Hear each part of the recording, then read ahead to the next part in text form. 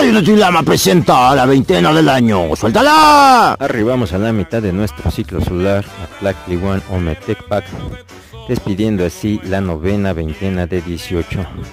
La Xochimaco, ofrenda de flores, debido a que en esta época se acostumbraba a regalar flores, pero también conocida como Micailhuitontli, empezando así la celebración de nuestros seres queridos que han partido al Mictlán, empezando con 3 Izipatli y terminando la trecena del agua.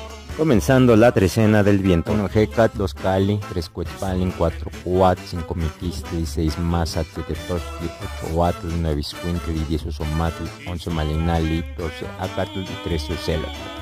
Y continuando con la trecena del águila con 1 Cuautli, 2 Coxcacuautli, 3 Olin, 4 Tecpan, 5 Quiahuitl y 6 Xochitl.